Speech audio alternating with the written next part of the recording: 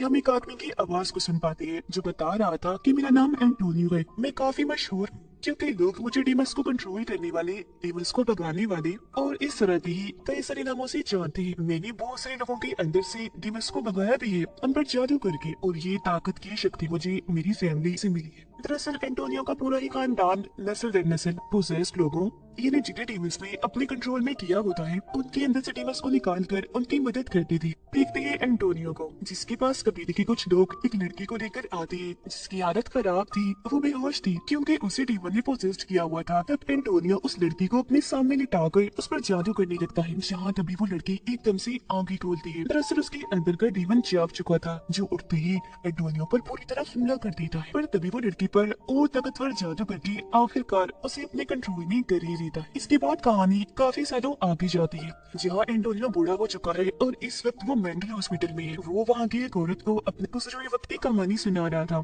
जिस पर हैरत से वो औरत पूछती है क्या पहले बहुत सारे डीमंस हुआ करते थे जिन्हें तुम भगाने का काम करती थी? तब एंटोनियो कहता है कि वो सब लीजेंड्स थे, यानी डीमंस का एक ग्रुप जिसमें बहुत सारे डीमंस थे जो सबकी सब खतरनाक थे। तभी इधर एक डॉक्टर आकर एंटोनियो को अपने साथ ले जाता है। हमें पता चलता है कि वो यहाँ मेंटल हॉस्पिटल में इसलिए है क्योंकि गलती से उसके हाथों किसी का खून हो गया था। पुलिस को छानबीन करने पर उसके घर से ढेर सारा जादू और डीमंस को भगाने का सामान मिला, जिससे पुलिस को लगा कि शायद उसका ज़हनी तवाज़ुन खराब है। इसलिए उन्होंने एंटोनियो को मेंटल हॉस्पिटल में भेज दिया ताकि उसके दिमाग का इलाज हो सके। यहाँ पर वो अपना टाइम गुजारने के लिए बाकी के मरीजों को अपने पास्ट की कहानियां सुनाया करता था। साथ ही थोड़ा एंजॉयमेंट के लिए यहाँ जो ड्रामास हुआ करते थे उनकी कहानियां भी वो लिखता रहता था। और फिर ऐसे एक दिन वो ड्रामा के डायरेक्टर को कहता है कि डीमंस को भगाने वाला इंसान कभी भी डीमंस की आंखों में नहीं देख सकता, क्योंकि ऐसे करने से उसकी शक्तियां कमजोर होने लगेंगी और डीमन ताकतवर होता जाएगा। अब उसके दोस्त जो मरीज थे कहते हैं कि हम बोर हो रहे हैं, चलो आज हमें और कहानियां सुनाओ अपने पास्ट की।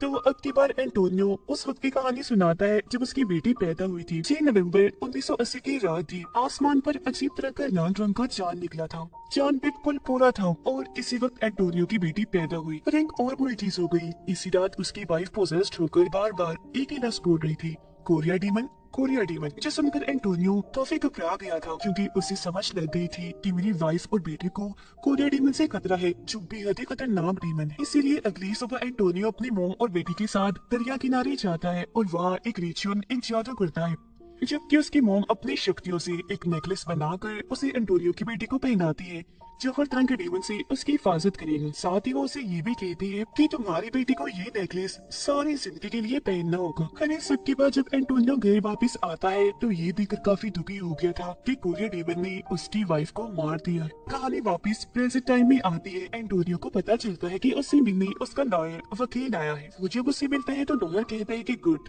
बहुत खूब, तुम बहुत अच्छा काम कर रहे हो, ऐसे ही शांत बर्ताव रखो क्योंकि ऐसे करने से तुम्हारा ही फायदा है, तुम्हें जल्दी से इस मेंटल हॉस्पिटल से छुट्टी मिल जाएगी। लेकिन एंटोनियो को टीवी पर चल रही खबर से पता चलता है कि जब उसकी बेटी पैदा हुई थी, जब रेड मून निकला था, बिल्कुल वैसे रेड मून फिर से दिखने वाला है। इसके बाद हम एंटोनियो की बेटी को देखते हैं जो अब काफी बड़ी हो गई थी और एक कंपनी में जॉब करती थी। फिर रात को जब वो सो रही थी तो उसे अपने पास किसी डीमन का एहसास होता है जो धीरे धीरे करके उसके पास आ रहा था, जिस आहट से उसकी आँख खुल जाती है और उसे अपने सामने एक डीमन देखते जाता है। पर हैरत, वो बिल्कुल भी नहीं डरती, ऐसे ही नॉर्मल होते हुए वो लाइट जलाती है, पर डीमन वहाँ से गायब हो गया था। अब यहाँ उसकी बेटी ने डीमन को देखकर कोई एक्सप्रेशन यानी तासुरात इसलिए नहीं दिए क्योंकि ये डीमंस वगैरह उसके लिए नई चीज नहीं थी, मतलब कि बचपन से ही वो ये सब कुछ देखती आ रही थी। फिर इसके बाद अगले दिन एंटोनियो से मिलने एक लड़की आती है जिसका नाम क्लियर था। क्लियर के जरिए एंटोनियो को अपनी मॉम का मैसेज मिलता है जिसमें वो कहती है कि इस रेड मून वाली रात को कोरिया डीमन तुम्हारी बेटी को सेक्रीफाइस कुर्बान करेगा, यानी उसकी बलि देगा। तो अब उसे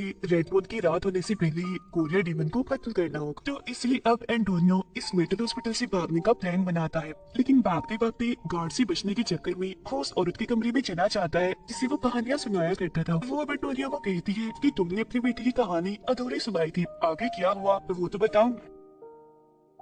तो वो बताने लगता है कि हमारे खानदान के खून में अलग ही तरह की ताकत है जिसमें हमारा यकीन होना और खुशी से रहना बहुत जरूरी है, और अगर हम ऐसा ना करें तो हमारी शक्तियाँ कम होती जाती हैं। जैसे कि जब मेरी वाइफ की मौत हुई थी तो मैं दुखी रहने लग गया था, तो इसी वजह से मेरी शक्तियाँ कुछ हद तक कम हो गई थी, मैं कमजोर हो गया। जबकि मेरे मुकाबले में हमारा दुश्मन कोरिया डीमन और ताकतवर हो गया। असल में मेरा यकीन कम हो गया था। और फिर जब मेरी बेटी थोड़ी बड़ी हुई तो मुझे पता चला कि मेरी बेटी के अंदर भी बिल्कुल मेरे जैसी ही शक्ति है। फिर एक रात जब मैं और मेरी बेटी सो रही थी तो कोरियन डीमन ने मेरी बेटी पर हमला कर दिया और उसके गले का नेकलेस चुरा लिया जो मेरी मॉम ने उसके लिए बनाया था। अब नेकलेस ना होने की वजह से मेरी बेटी का मेरी और उसके खुद की जादुई ताकतों से यकीन उठने लगा, जिसके बाद तो उसका बर्ताव एकदम से ही बदल गया और उसे यहाँ जंगल में रहने से मसला होने लगा, जहाँ हम शुरू से ही कबीलों की सूरत में रहती आ रही थी। तो इसलिए मजबूरन मुझे अपनी बेटी को शहर लाना पड़ा। लेकिन यहाँ आकर भी मैंने अपना काम नहीं छोड़ा।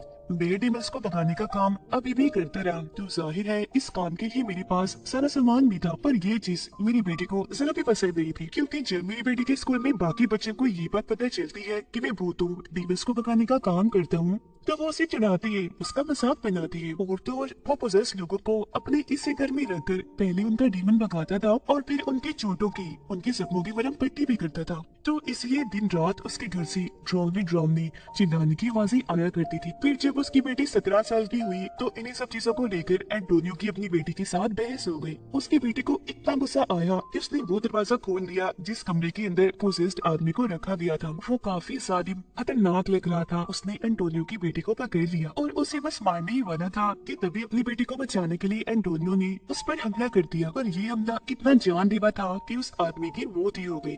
और यही वो खून था जिसके इल्जाम में आज वो मेंटल हॉस्पिटल में भर्ती है। एंटोनियो ने उन सभी को ये पूरी कहानी सुना दी थी और वो हॉस्पिटल से निकलने में कामयाब हो ही जाता है। बाहर गाड़ी में क्लियर उसकी मदद करने उसे लेने के लिए आई थी, जो पहले भी एंटोनियो की मॉम का मैसेज लेकर आई थी। अब क्लियर उसे एक होटल में लेकर जाती है और उसे अपने आगे का सारा प्लान समझाती है कि अगर आप अपनी बेटी के साथ अच्छा ताल्लुक बनाना चाहते हैं तो सबसे पहले आपको एक अच्छा डैड बन के उसका भरोसा जीतना होगा। यानी कि तुम्हारी बेटी हमेशा से जैसा नॉर्मल डैड चाहती थी आपको वैसा बनना होगा। और अगर ऐसा करते एक बार तुमने अपनी बेटी का भरोसा जीत लिया तो फिर तुम जादू करके कोरियन डीमन से डरकर उसका खात्मा कर सकते हो और उसे उसके प्लान में नाकाम कर सकते हो।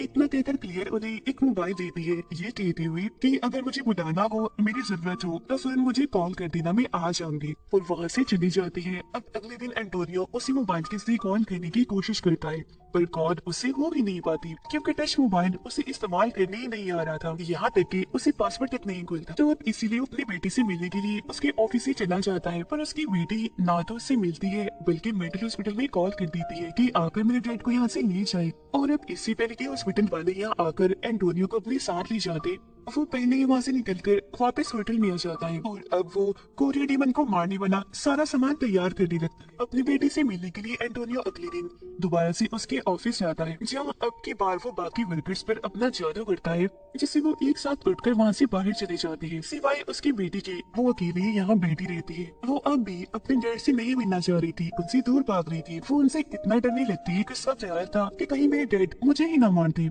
लेकिन यहाँ उसके डैड धीरे धीरे गद्दी आगे आते हैं और उसे कोरियन डीमन के बारे में सब बताने लगते हैं। उसका इरादा था कि वो शैतान को यानी बुराई को लोगों की बलि देकर उसे दुनियावी लाएगी, जिससे यहाँ हर तरफ उनका ही राज।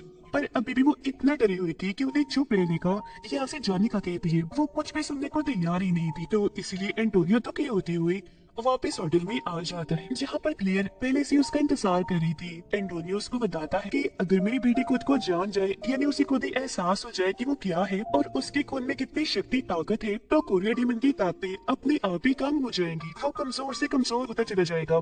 बस मेरी बेटी को इस सब पर यकीन करने की जरूरत है। और अब क्लियर उसे अपनी हिफाजत करने के लिए एक होली वाटर की बोतल देती है, जो डीमन से लड़ने में उसके काम आएगा और उसकी हिफाजत करेगा, और खुद यहाँ से चली जाती है। फिर इसके बाद एंटोनियो रिचुअल इन्हें जादू करना शुरू करता है कि उसकी बेटी को इस बात का एहसास हो जाए कि वो क्या है। वो खुद को पहचान तो तभी वह लॉयर के रूप में वो डीमन आ जाता है, जो पहले उसकी बेटी के कमरे में जाता है और बाद में बाहर आकर एंटोनियो पर हमला कर देता है, जिससे वो काफी जख्मी हो गया था। तो अपनी जान बचाने के लिए वो थोड़ा सा होली वाटर उसके ऊपर फेंक देता है, जिससे उसका आधा चेहरा छिल जाता है। पर अगली ही पल यहाँ मेंटल हॉस्पिटल के लोग आ जाते हैं, जो एंटोनियो को बेहोश करके वापस से मेंटल हॉस्पिटल में ले आते हैं। उनका मानना अभी भी यही था कि एंटोनियो पागल होता जा रहा है, तो इसलिए अब की बार उसे रस्सी से बांध दिया जाता है। और अगले दिन वो रात आ ही जाती है जब रेड मून था। आज भी वो लॉयर डीमन के रूप में एंटोनियो की बेटी के पास जाता है, क्योंकि वो उसका दोस्त था। वो उस पर हमला करके बेहोश कर देता है और फिर उसे सेक्रीफाइस करने वाला काला जादू करना शुरू करता है। उधर हॉस्पिटल की एक नर्स जब एंटोनियो को सामान चेक करती है तो उनमें से उसे वो होली वाटर भी मिल जाता है जिसे वो शरबत समझ के पी जाती है। उसकी ऐसा करते वो बदलने लगती है जैसे कोई क्रिएचर डीमन बन रही है और उसे भी किसी ने पोसेस्ड कर लिया हो। वो काफी डरावनी लग रही थी, चीख रही थी, चिल्ला रही थी, पूरे हॉस्पिटल में घूमने लगती है जिसे देखकर हॉस्पिटल के सारे लोग काफी डर जाते हैं और अपनी जान बचाने के लिए इधर उधर भागने लगते हैं जिससे वहाँ भागकर मच जाती है। वो औरत सीधा जाती है एंटोनियो के कमरे में। वो रस्सी से बंधा हुआ था तो आजाद होने में उसकी मदद करती है। इसी दौरान यहाँ क्लेयर भी आ चुकी थी जो एंटोनियो को अपने साथ लेकर सीधा उसकी बेटी के घर पहुँचती। उधर एंटोनियो की बेटी पर उसका दोस्त यानी लॉयर सेक्रीफाइस वाला जादू कर रहा था जिस बीच उसकी बेटी को होश आ जाती है और वो अपने दोस्त जिसे डीमन ने पोजेस्ट किया हुआ था पेट में चाकू घुसा देती है और वहाँ से भागकर छत पर आकर छुप जाती है। जिसकी थोड़ी देर के बाद वहाँ एंटोनियो और क्लेयर भी आ जाते हैं